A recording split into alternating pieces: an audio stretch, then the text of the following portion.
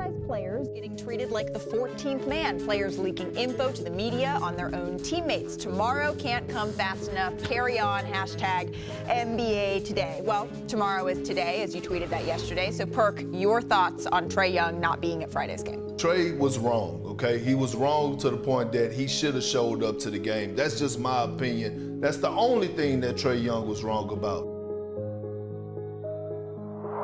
So recently, it came to the spotlight that Trae Young and the Atlanta Hawks are having some issues right now. It stems from an argument at practice, and it seems like everything is now good, but not for Trae Young. It seems like the NBA is starting to turn on Trae Young, and we're now evaluating how good he actually is. Many people are questioning whether or not Trae is actually that good. Trae has superstar stats. He's been able to show up in certain moments, but he also shrinks in the playoffs. I saw a clip from The Ringer, which is a podcast with Bill Simmons and some other guy, I'm not sure who he is. The conversation was about young guards who are under 30 and which players you would have over Trae Young. I'll just ask you one guy at a time. Would you take the guy over Trae? Devin Booker? Yes. John Morant? Yes. Shai Gilgeous-Alexander? Yes. Anthony Edwards? Anthony Edwards. All right, there's 4. Tyrese Halliburton? Take Tyrese. I think people love playing with him. And there's also an element, too, that we haven't. I mean, Trae's going to hurt you defensively. Oh, I was going to give you Desmond Bane, Anthony Simons, and Darius Garland. Bane feels like the wrong answer. People are going to freak out. I don't want the leader of my team to be Trae Young. All right? There you go. Done. So you would take Bane over Trae?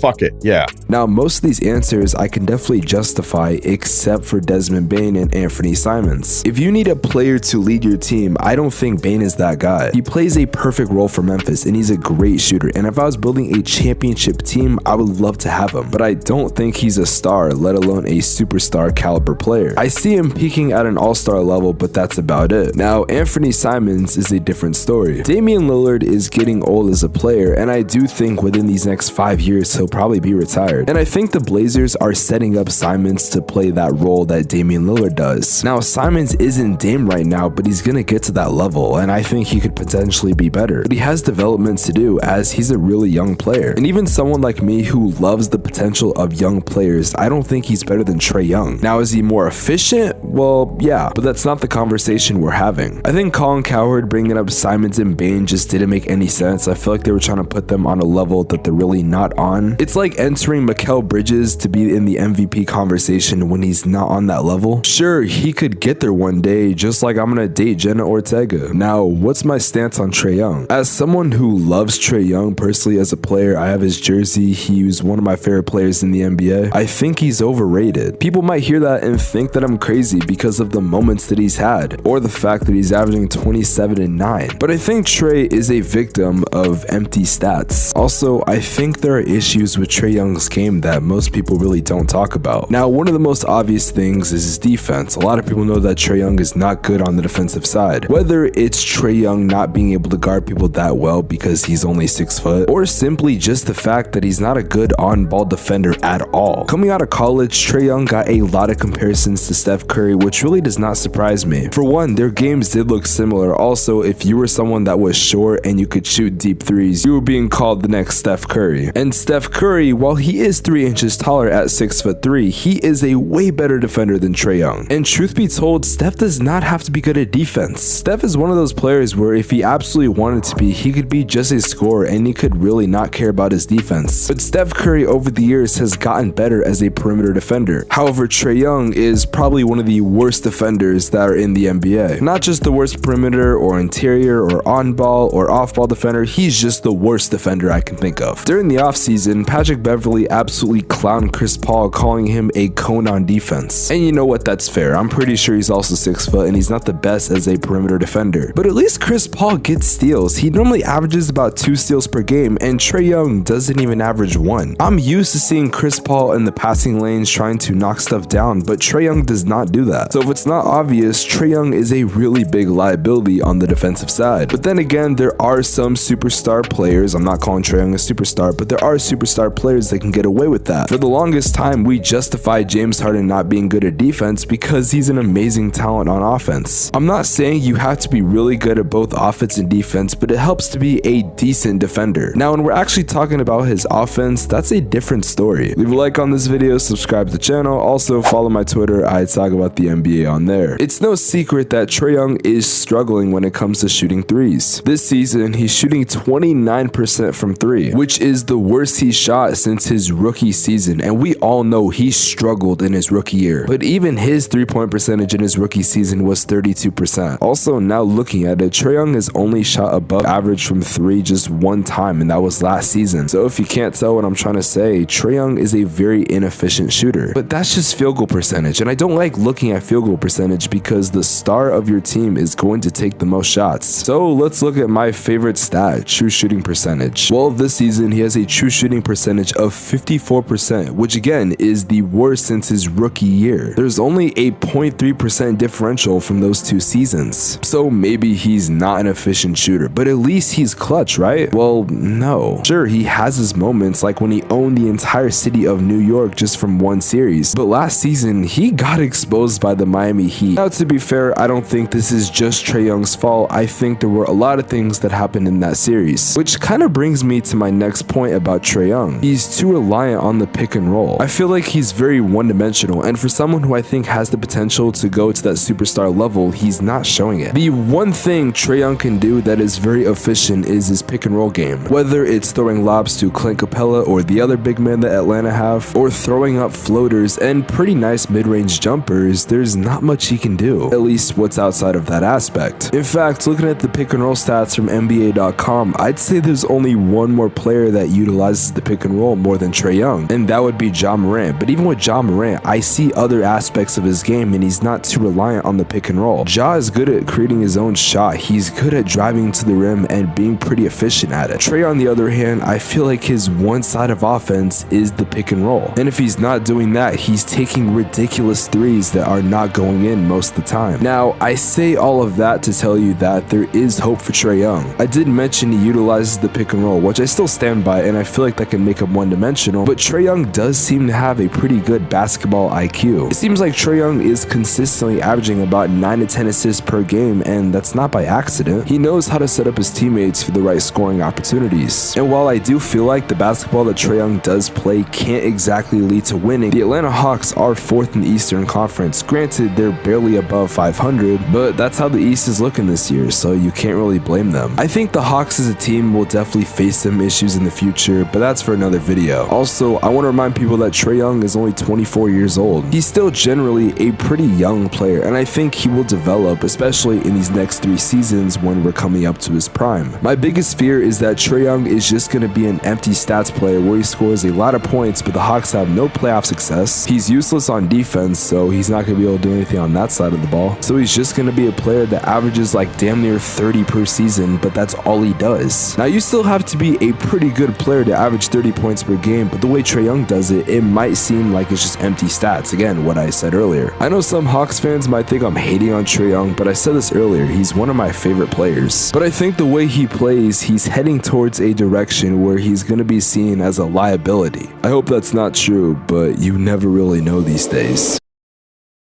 Niggas watching, I know that my nigga ain't giving no fuck if my crew game. I got a 30, my nigga got 50, that's 30 for 30, and 60 for 20. Back on the block when these niggas, they see me, they know we was dirty, but now we get money. We pulling up double law, Hellcat, Limbo trucks, say you niggas ain't ready.